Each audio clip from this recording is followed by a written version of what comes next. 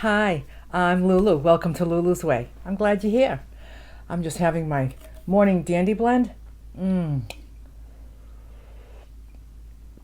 I had my delicious breakfast and I'm ready to start my Sunday. So somebody gave me this idea of sprinkling a little bit of cinnamon in the dandy blend. So I tried it and it's good. Not too much because I don't want the cinnamon to take over. But I sprinkle a little bit of cinnamon at the bottom of the cup. Then I put my dandy blend in, then I put the hot water in. If you're a fan of the dandy blend, you might want to try sprinkling a little cinnamon in it. It's pretty good.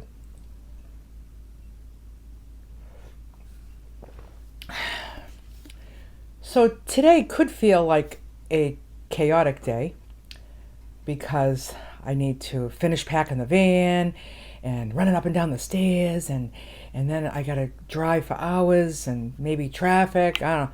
But you know something? It's just a simple Sunday because I love packing my van. I love taking off on a road trip. I love a road trip. I just, everything that I do to plan for my trips and what I need to do to get to where I'm going, all that stuff, it's all how you look at it. I always say, whatever you focus on grows. If I want to focus on this just all being a hassle, then I wouldn't be having a simple Sunday. But it's really quite simple. It's a 6.5 hour drive. I could do it in one day. Driving 6.5 hours is not impossible to do in one day. I don't want to because I like to keep it simple. I'll probably do 4 hours today. Then I'll do 2.5 on Monday morning. The mindset really has a lot to do with how we feel about things. A lot of times it seems like it's the situation. Things going wrong and things aren't going as planned. And I mean, just my meetup, for instance. I have this meetup planned in Maryland. It's outdoors and it's going to be 100 degrees. And I'm like, how is a bunch of us senior ladies going to sit out in the heat in 100 degrees all day long for hours and hours? Like, that's just can't happen. So I just said, something has to change. So I changed it. And now we're going to be indoors in air conditioning. And, you just got to go with the flow. You got to go with the flow. I wondered if people were still going to be interested because it wasn't going to. We're all camping outdoor women. We all love to sit outdoors and camp. I mean, me too. I thought, like, what if people don't want to sit inside of a building all day? Well, you know something? It's really simple. You just don't come. You don't come if you don't want to. I envisioned, making this executive decision about it. I figured that everybody would be grateful for the air conditioning. Who wants to sit in 100 degrees for hours? Like, from 9 a.m. to 7 p.m. Like, who wants to do that? So that was kind of a big problem with a very simple solution. It didn't produce any stress for me. It was just go. I can't control the weather. I can't control the temperature, When I planned this trip, I looked at the average monthly temperatures of this area. And for July, it said high 88, low 65. And I remember when I first planned this, I thought, well, 88 is warm, but I think we're all pretty tough, and 65 is good sleeping weather. So I thought, I'm going to plan it. and I'll just figure it out. And it turns out it's going to be 100. So, yeah, 100 is not good. So, just going with the flow. I'm looking so forward to it. I can't wait to get there. I decided that I'm staying in a hotel because I don't want to sleep in a hot van. I have ventilation, but I don't have to be fighting those temperatures while I'm trying to sleep when this hotel's right there. So, and then we'll just come back to the same venue in the next morning and do that, spend those 2 days together. You know, it's really all about fellowship. It's all about being together, you know.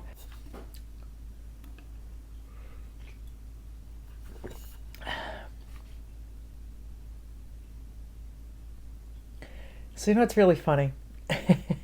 So, I made this rule for myself. I enjoy nuts and nut butters. I really enjoy that for breakfast, but I was having it like just about every day, and in an effort to just have more variety and less fat, you know, because that's a lot of fat, I decided to limit myself to nuts and nut butters twice a week for breakfast. So, you know, I like those days. It's Sundays and Thursdays. Every Sunday and Thursday, I have, like, maybe I'll have peanut butter on rice cakes or almond butter on rice cakes or oatmeal with pecans, you know, kind of like that. So today is Sunday, and I made my breakfast, and I was just about to start eating it, and I realized I forgot it was Nuts Day. I'm nuts! Oh, so I forgot it was Nuts Day. So I had my eggs with sweet potato and cantaloupe. It was absolutely delicious, but I wish I had remembered my nuts, but that's okay. Maybe I'll have the almond butter and rice cakes with my lunch today, because it's still Sunday. I was like, oh, Lulu, what are you going to do with yourself? So yesterday I was coming home from Whole Foods. I went to Whole Foods to get my food for my trip, and there was like some construction going on, and there was a guys directing traffic. So I looked, and one of the guys was my neighbor, who's a retired cop. So he does these like traffic details in his retirement. He's like the best guy. He's just like, he's been my neighbor for 30 years, and he is just the nicest guy. Okay, just the most pleasant neighbor. So I saw him, and I rolled the window down, and I was like, hey, Lou. His name is Lou. And he's like, hey, Lou. And so he's just always so pleasant and smiling, and just a wonderful, wonderful man. And as I was driving home, it reminded me of the story. Oh, goodness, it was probably about 10 years ago. He's about maybe 4 or 5 houses down. One day I noticed that the fire hydrant on his property is painted red. Nice, shiny, pretty red. It looked like just freshly painted. It looked so perfect. And I was looking at the fire hydrant on my property, and it's like painted this yucky orange, and it's all peeling. It was all like, it must have been there for 30 years. And I was like, why would they come around and paint his fire hydrant and they didn't paint mine? And I'm like, huh. So one day he was out walking his little dog. I said to him, hey, Lou, I have a question. You know your fire hydrant, how it's just like really nice and painted red and it looks so good? Look at mine. I wonder why they didn't do mine. And he says, oh, I painted that. I go, oh, you painted your own fire hydrant? You can do that? He goes, yeah. And I was like, oh. I was like, I thought maybe like they missed mine. And he was like, would you like me to paint your fire hydrant red? And I was like, you would do that for me? So he goes, sure. So I'm going to say about a week later, I was out in my yard, just oblivious as usual, and I noticed that the fire hydrant was painted red. I don't know when he did it. He probably did it that next day, and maybe I just didn't notice it.